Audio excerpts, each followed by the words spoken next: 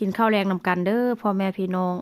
มื้อนี้ก็คิดอยากแบบว่าสดน้ำร้อนๆสดน้ำสุกี้ร้อนๆพี่น้อง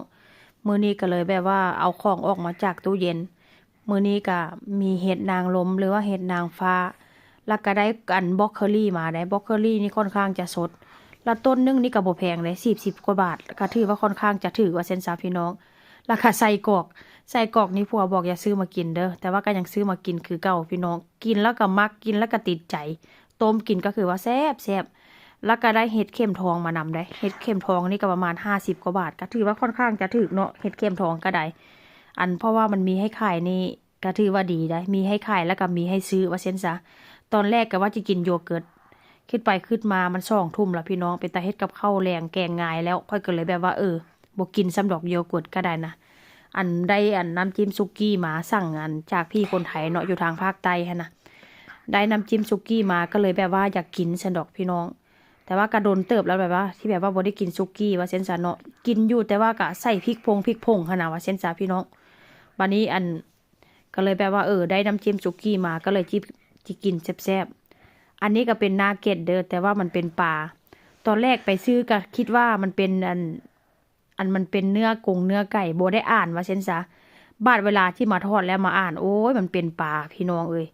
แต่ว่ามื้อนี้ก็คือว่าหั่นแหละอยู่กัน3 คนพ่อแม่ลูกแต่ว่ากินคนละเมนู แล้วอันนี้ก็เป็นอมอนดิกัสเด้อพี่น้องหรือว่าลูกชิ้นสเปนเพราะว่าค่อยผัดใส่ใส่เครื่องแล้วก็มา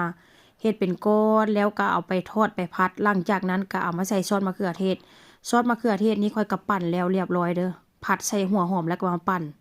อันนี้ก็เตรียมน้ำมันเตรียมหม้อทอดเพราะว่าจิมาทอดนาเกตนั่นแหละเนาะมื้อนี้ก็ถือว่าจะกินแบบว่ารวมกันไปพี่น้อง